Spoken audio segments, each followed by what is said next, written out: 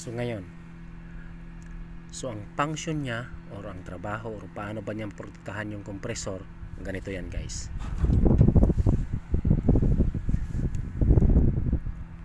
So ang function niya or yung trabaho or paano ba niya maprotektahan yung compressor, ganito yan guys. In heating and defrost cycle ng isang unit gamit itong reversing valve, hindi talaga maiwasan na mayroon talagang liquid refrigerant na makapasok dito sa may suction pipe, dito sa pipe na to. Dahil nga pag gumalaw yung valve sa loob, itong four-way valve, pag may pumasok na liquid refrigerant sa suction pipe, dito yung tatagos. Ngayon, yung design kasi ng accumulator piping sa loob guys, ito siya yung intake ng compressor. Ito siya, mataas to, hanggang dito yan. Tapos ito naman siya yung galing dun sa ito naman siya yung galing sa reversing valve dito. Bumaba siya ng konti dito. Ito siya, diretso yan dito. Ito naman siya, mataas yan, diretso yan dito sa taas. Tapos ito naman siya, diretso yan dito sa baba ng konti. Ito naman siya, yung sa compressor, diretso yan dito sa taas. So ngayon, pag may liquid refrigerant na makapasok sa ngayon, so ganyan yung design ng accumulator. So ngayon, pag may liquid refrigerant na makapasok dito sa may suction pipe, diretso sa baba ng portion sa accumulator. So dito siya mai-store yung liquid refrigerant. Tapos yung B4 or tapos malaki nga itong piping tapos malaki nga itong accumulator na to, dito siya. So ngayon dito siya ma-imbak or ma-store dito sa loob. So paano ba, ang function niya or yung trabaho niya or paano ba niya maprotektahan yung compressor, ganito yan guys. In heating and defrost cycle sa isang unit gamit itong reversing valve or four-way valve, pag gumalaw yung valve sa loob, hindi talaga maiwasan na mayroong liquid refrigerant makapasok sa suction pipe dito. Okay, pabalik sa compressor. Ngayon itong accumulator guys, yung design ng piping sa loob, ganito yan. Itong suction galing sa four-way valve hanggang dito yan. Itong intake pabalik sa compressor, mataas yan, diretso yan sa taas dito. Ngayon itong pipe na to na galing sa four-way valve, may pumasok na liquid refrigerant, mababa nga siya ng konti. So yung liquid refrigerant dito yan na-imbak sa baba, na-i-store. Tapos itong compressor suction dito sa taas, yung liquid nasa baba. Ibig sabihin, alam naman natin na yung liquid nasa baba na portion, yung vapor nasa taas. So ibig sabihin, wala talagang mahihigop na vapor liquid refrigerant. So ibig sabihin, wala talagang mahigop na liquid refrigerant yung compressor, dahil nga yung tubo na to diretso sa taas, yung tubo naman mababa. Ibig sabihin, yung liquid refrigerant na sa baba, dito na i-imbak yung liquid refrigerant. So dito sa loob ng accumulator, malaki nga itong, so dito sa loob ng accumulator, malaking yung tubo na to. Dyan sa loob na i-imbak at saka dyan na evaporate or na change yung liquid refrigerant into vapor state. Okay, so ibig sabihin, yung vapor na sa taas, yung liquid na sa baba, yung vapor na refrigerant, yun lang yung may higop ng compressor pabalik sa kanya. Okay, so yan yung purpose niya, to protect the compressor na hindi makahigop ng liquid refrigerant pabalik sa kanya. So yan yung purpose niya, to protect the compressor na hindi makahigop ng liquid refrigerant pabalik sa compressor. Okay? Dahil nga yung design ng tubo sa loob unlabel. Yung intake ng compressor dito sa taas na portion, yung buga naman ng refrigerant galing sa reversing valve sa baba. So yung liquid, alam naman natin na yung liquid na sa baba talaga, yung vapor sa taas, yung vapor lang talaga mahigop ng compressor. Okay? So yan yung function or trabaho ng accumulator dito sa isang aircon unit. So ngayon guys,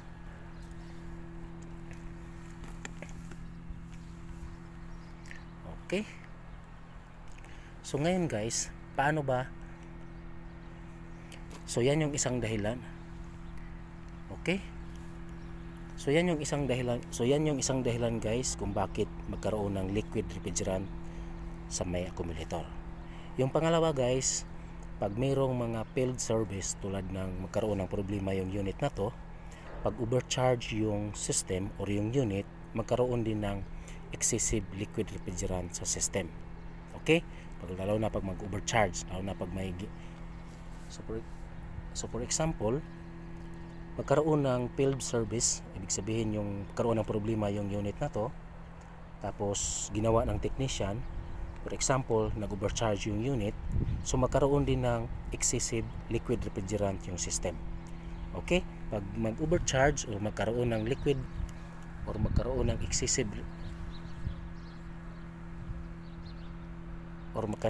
excessive liquid refrigerant yung unit, dito rin mai-impact sa accumulator. So ganoon din ang senaryo, hindi rin niya mahigop sa compressor dahil nga yung design, yung piping sa loob unlabel, tapos malaki din yung accumulator, so makapag-evaporate yung freon sa loob.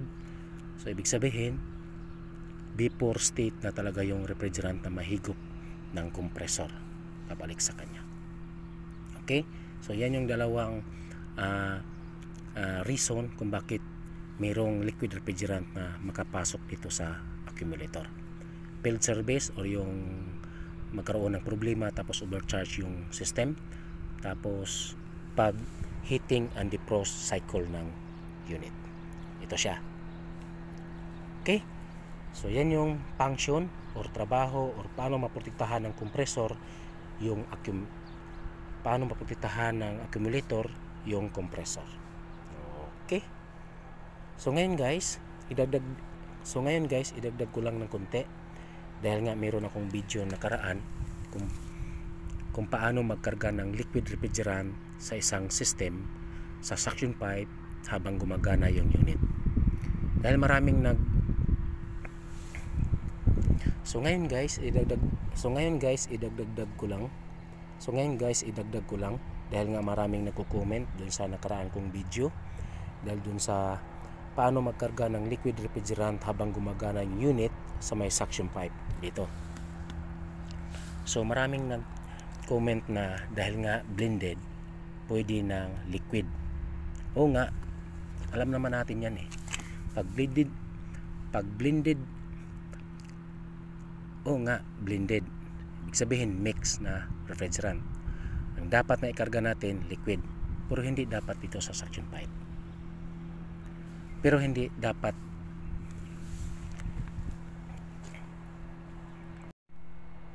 So ngayon guys, idagdag ko lang dahil nga maraming nagko-comment dun sa previous video ko, lalo na dun sa kung paano magkarga ng liquid refrigerant sa may suction pipe habang gumagana yung unit. Ngayon, may nagko-comment na blended yung refrigerant, dapat liquid yung ikakarga. Oo nga, alam na natin yun. Pag blended dapat sa liquid. Oo nga, blended. So ibig sabihin liquid yung ikakarga natin dahil nga mix yung refrigerant or blended. Pero nga, so ngayon dapat dito tayo magkarga sa liquid piping. Okay? So nakaraan kong video, okay? Ngayon, pag blended kasi guys, dapat liquid, alam naman natin yun lahat ng mga technician eh. dapat liquid yung kakarga natin. So dapat dito tayo makarga. Ngayon pag dito sa suction, tapos gumagana yung unit, meron akong video niyan kung paano tayo makarga. Hindi natin bubuksan yung fully open, hindi natin bubuksan yung gauge manifold na fully open. Okay, so gusto nyo ma-check, check nyo lang sa video section, meron tayong video niyan. Dinugtong ko lang to para ma-clear din sa inyo lahat.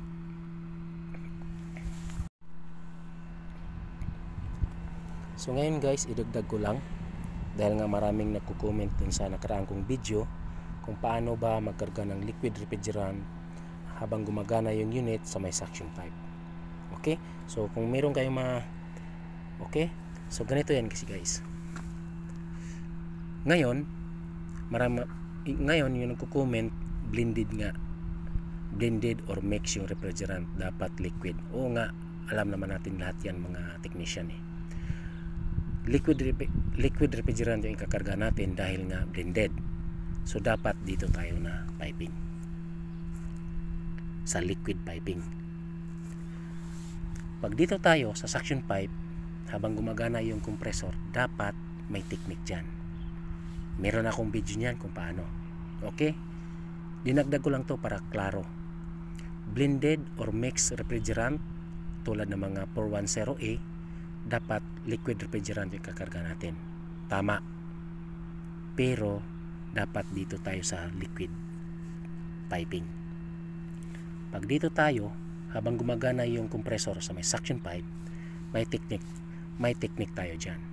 Panoorin yung full video nasa video section ko. Okay, kinaklaro ko lang, blended refrigerant, tama, liquid yung kakarga natin, pero hindi sa may suction pipe, dito sa liquid pipe. Kung gusto mo magkarga sa suction pipe dito sa taas, meron akong video niyan kung paano ang technique para hindi masisira yung kompresor, Okay, so ngayon mayroon din nagtanong na meron din nag-comment na meron namang accumulator. Diretsahan ngayon, meron namang accumulator. Ngayon, kaya bang i-accumulate ng accumulator yung taas ng pressure ng liquid, ng taas ng pressure ng refrigerant tank? Kaya bang i-accumulate ng i-accumulate ng accumulator ng taas ng pressure ng refrigerant tank pag i-fully open mo yung gauge manifold? Hindi. Ang liit lang yan Pag mapuno yan ng liquid, yun na yun, pasok na yun sa compressor. Okay, so kung gusto nyong so yan yung kasagutan ko. Okay, hindi kaya kailangan natin may technique dyan. Kaya kailangan natin yung technique tulad yung sinabi ko sa nakaraang video.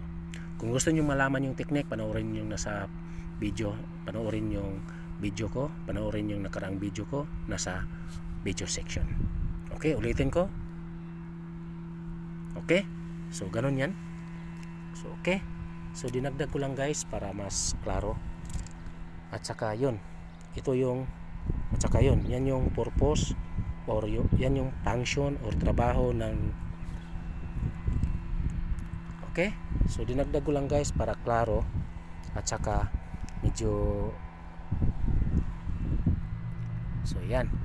Okay, at saka dinagdag ko lang din guys para mas clear dahil nga liquid refrigerant din yung pinag-usapan natin. Dinagdag ko lang din yan para mas klaro.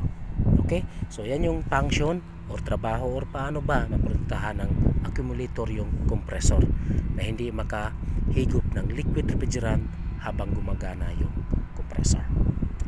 Okay,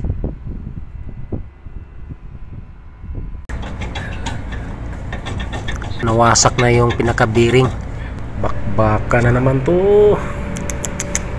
So ito yung naging problema, damage yung magnetic contactor. So ang pinalit natin, surplus na 3-phase magnetic contactor, 50 ampere. Ang pinalitan natin 35 ampere lang. So okay lang ba na malaki yung capacity ng pinalit natin kaysa dun sa pinalitan natin? So ito yung tuturo ko sa inyo ngayon guys. Ito siya, accumulator or accumulator tank.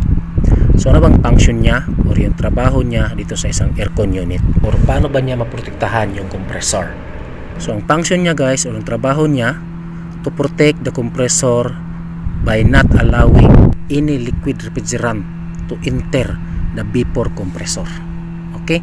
Dahil yung compressor, yung isa-suction lang niya, kailangan naka-vapor state na refrigerant.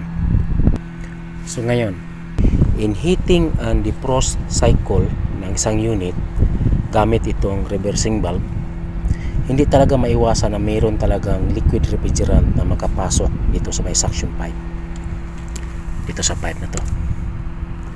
Dahil nga pag gumalaw yung valve sa loob, itong 4-way valve, pag may pumasok na liquid refrigerant sa suction pipe, dito yung tatagos. Ngayon, yung design kasi ng accumulator piping sa loob guys, ganito yan. Itong suction galing sa 4-way valve hanggang dito yan. Itong intake pabalik sa compressor, mataas yan, diretso yan sa taas dito. Ngayon, itong pipe na to na galing sa 4-way valve, may pumasok na liquid refrigerant, mababa nga siya ng konti. So yung liquid refrigerant dito yan na i-imbak sa baba, na i-store. Tapos itong compressor suction dito sa taas, ibig sabihin, alam naman natin na yung liquid na sa baba na portion, yung vapor na sa taas. So ibig sabihin, wala talagang mahigop na liquid refrigerant yung compressor, dahil nga yung tubo na to diretso sa taas, yung tubo naman mababa. So dito sa loob ng accumulator, malaking yung tubo na to, dyan na evaporate or na change yung liquid refrigerant into vapor state. Okay? So ibig sabihin, yung vapor na sa taas, yung liquid na sa baba, yung vapor na refrigerant, yun lang yung may higop ng compressor pabalik sa kanya. Okay? So yan yung purpose niya, to protect the compressor na hindi makahigop ng liquid refrigerant pabalik sa compressor. Okay? Dahil nga yung design ng tubo sa loob unlevel. Yung intake ng compressor dito sa taas na portion, yung buga naman ng refrigerant galing sa reversing valve sa baba. So yung liquid, alam naman natin na yung liquid na sa baba talaga, yung vapor sa taas, yung vapor lang talaga mahigop ng compressor. Okay? So yan yung isang dahilan guys kung bakit magkaroon ng liquid refrigerant sa may accumulator. Yung pangalawa guys, pag mayroong mga failed service tulad ng magkaroon ng problema yung unit na to, pag overcharge yung system or yung unit, magkaroon din ng excessive liquid refrigerant sa system. Okay? Dito rin mai-imbak sa accumulator. So ganoon din ang senaryo. Okay? So yan yung dalawang reason kung bakit mayroong liquid refrigerant na makapasok dito sa accumulator. Failed service or yung magkaroon ng problema tapos overcharge yung system, tapos pag heating and defrost cycle ng unit, ito siya. Okay, so yan yung function or trabaho, paano maprotektahan ng accumulator yung compressor. Okay, so ito yung tuturo ko sa inyo ngayon guys. Ito siya, accumulator or accumulator tank. So ano bang function niya or yung trabaho niya dito sa isang aircon unit, or paano ba niya maprotektahan yung compressor? So ang function niya guys, or yung trabaho niya, to protect the compressor by not allowing any liquid refrigerant to enter the vapor compressor. Okay? Dahil yung compressor, yung isa-suction lang niya, kailangan naka-vapor state na refrigerant. So ngayon, in heating and defrost cycle ng isang unit gamit itong reversing valve, hindi talaga maiwasan na mayroon talagang liquid refrigerant na makapasok dito sa may suction pipe, dito sa pipe na to. Dahil nga pag gumalaw yung valve sa loob, itong 4-way valve, pag may pumasok na liquid refrigerant sa suction pipe, dito yung tatagos. Ngayon, yung design kasi ng accumulator piping sa loob guys, ganito yan. Itong suction galing sa 4-way valve hanggang dito yan. Itong intake pabalik sa compressor, mataas yan, diretso yan sa taas dito. Ngayon, itong pipe na to na galing sa 4-way valve, may pumasok na liquid refrigerant, mababa nga siya ng konti. So yung liquid refrigerant dito yan na imbak sa baba, na i-store. Tapos itong compressor suction dito sa taas, ibig sabihin, alam naman natin na yung liquid na sa baba na portion, yung vapor na sa taas. So ibig sabihin, wala talagang mahigop na liquid refrigerant yung compressor, dahil nga yung tubo na to diretso sa taas, yung tubo naman mababa. So dito sa loob ng accumulator, malaking yung tubo na to, dyan na evaporate or na change yung liquid refrigerant into vapor state. Okay, so ibig sabihin yung vapor na sa taas, yung liquid na sa baba, yung vapor na refrigerant, yun lang yung may higop ng compressor pabalik sa kanya. Okay, so yan yung purpose niya, to protect the compressor na hindi makahigop ng liquid refrigerant pabalik sa compressor. Okay, dahil nga yung design ng tubo sa loob unlevel, yung intake ng compressor dito sa taas na portion, yung buga naman ng refrigerant galing sa reversing valve sa baba.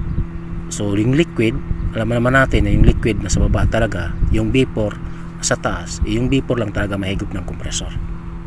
Okay, so yan yung isang dahilan guys kung bakit magkaroon ng liquid refrigerant sa may accumulator. Yung pangalawa guys, pag mayroong mga failed service tulad ng magkaroon ng problema yung unit na to, pag overcharge yung system or yung unit, magkaroon din ng excessive liquid refrigerant sa system. Okay, dito rin mai-imbak sa accumulator. So ganoon din ang senaryo.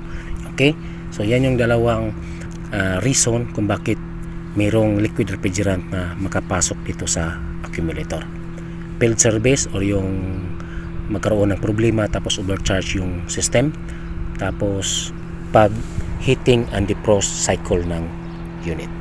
Ito siya. Okay, so yan yung function or trabaho, paano maprotektahan ng accumulator yung compressor. Okay.